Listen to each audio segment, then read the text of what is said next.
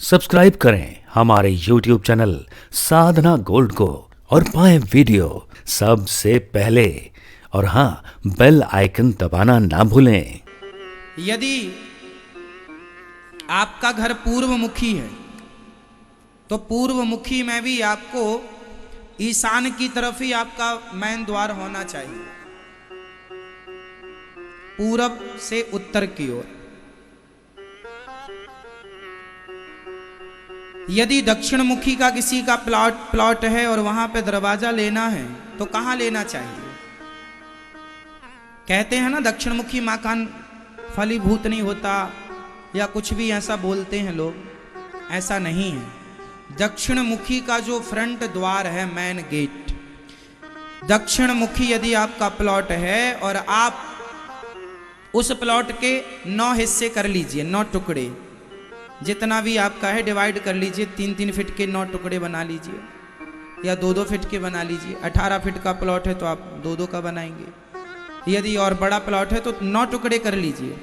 उसमें से 9 भागों में से जो आपका ये सीधा मान के चलिए कि जो सीधा जो दक्षिण मुखी द्वार है, बिल्कुल सीधा बीच में सेंटर में, सेंटर से हल्का सा पूर्व की ओर होना चाहिए। पूर्व की ओर, सेंटर से हल्का सा यदि पूर्व की ओर है, पूर्व की तरफ, दक्षिण में आपका प्लॉट है दक्षिण मुखी, तो सेंटर से हल्का सा पूर्व की ओर यदि आपका दरवाजा है, मेन गेट, तो दक्षिण मुखी घर भी शुभ होता है। वह भी घर शुभ है। दक्षिण मुखी कई लोगों का घर होता है पर उनका गेट फ्रंट बीच में होना चाहिए, बीच से हल्का सा पूरब की ओर, पूरब की ओर। हमारा गांव का घर दक्षिण मुखी है और दक्षिण मुखी फ्रंट में दरवाजा है, हल्का सा पूर्व की ओर है, शुभ है। तो ये कहां पर हम रसोई, आग्नेय कोण में ही हमारी रसोई हो और स्त्रियों का मुख भोजन बनाते समय पूर्व दिशा की ओर ही होना चाहिए, सबसे उत्तम। फिर विकल्प बहुत सारे हो सकते हैं, जो श्रेष्ठतम है वह यह है। और महिलाएं जब रसोई में जाएं तो चप्पल पहन के बिल्कुल ना जाएं, यह भी वास्तु है। आजकल तो हमारी माताएं पूरे घर में चप्पल पहन के चलती हैं, जैसे घर के अंदर भी कांटे बिछा रखे हों किसी ने। चप्पल पहन के चलने का ये कल्चर अच्छा नहीं है।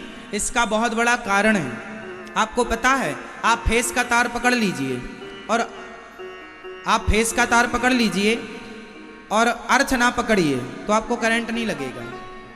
आपको पता है, आपने चप्पल पहन करके यदि फेस का तार पकड़ लिया है तो आपको करंट नहीं लगेगा। बोलो हाँ या ना। लेकिन आप नंगे पांव तार पकड़ेंगे तो करंट लग जाएगा। कारण क्या है बताइए जल्दी से, क्या है? क्योंकि पृथ्वी से अर्थ प्राप्त होता है। पृथ्वी से क्या मिलता है मेरी माँ?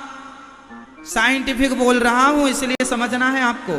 पृथ्वी से क्या मिलता है हमें? 24 घंटे अर्थ मिलता है। आप माने ना माने, करंट पकड़ के देखिए, अर्थात तार फेस का चप्पल पहन के पकड़िएगा, करंट नहीं लगेगा क्योंकि अर्थ मिलता है। उसी तरह जब आप, हमारी माताएं भोजन बनाती हैं तो भोजन बनाने में माँ का भाव भी भोजन में प्रवेश करता है और जमीन से जो पॉजिटिविटी मिल रही है, जैसे अर्थ कहते हैं, जमीन से सब कुछ मिलता है।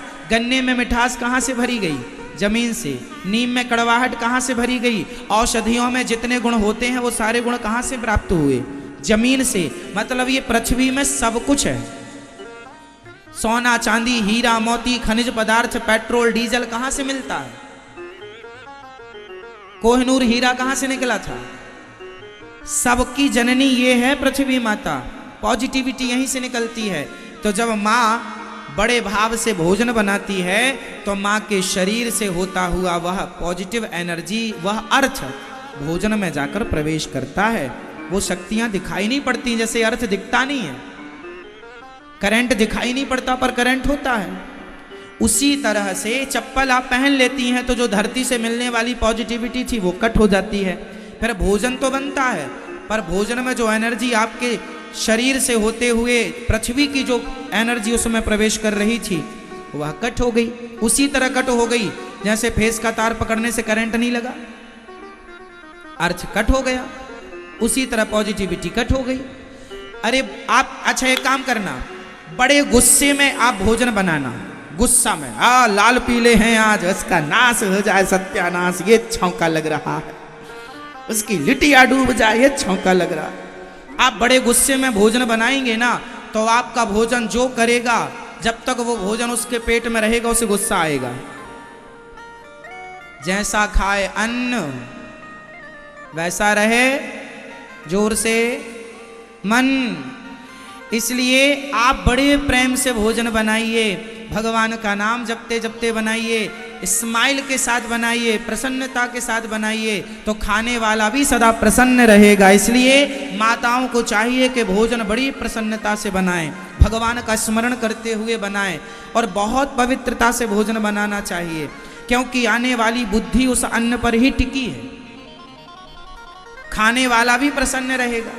अब आप गुस्से में बना रही हैं, चिड़चिड़े से बना रही हैं, चिड़चिड़े भाव से, चप्पल पहनकर बना रही हैं, चप्पल पहनकर बनाएंगी तो ठाकुर जी का भोग कैसे लगेगा। अब आप कहते हैं महाराज जी हमारी रसोई की चप्पल अलग है। कोई बात नहीं, भले चप्पल है पर है तो चप्पल ही, सोने की ही चप्पल क्यों ना हो, पर चप्पल को चप्पल पाँव में ही पहना जाएगा, गले में तो लटका नहीं सकते। इसलिए साइंटिफिक है कि पृथ्वी से अर्थ कट जाता है, वो पॉजिटिविटी जो आपको आपके द्वारा होते हुए भोजन में जा रही है वो कट हो गई। इसलिए ये गलती ना करें, चप्पल जूते पहनकर रसोई में ना प्रवेश करें। रसोई एक मंदिर की तरह होनी चाहिए। रसोई से ही हम सबका सारा जीवन चलता है। हम कमाते किसके लिए हैं? पेट के लिए। तो रसोई एक मंदिर है, तो रसोई पवित्र हो, मंदिर की तरह हो। वहां जाएं तो पवित्रता से जाएं, पॉजिटिविटी से जाएं, ताकि वहां से जो भोजन हम खाएं हमारे पेट में जाए वह पॉजिटिविटी से भरा हो, सकारात्मकता से भरा हो। ये भोजन में हम सबको सावधानी रखनी चाहिए।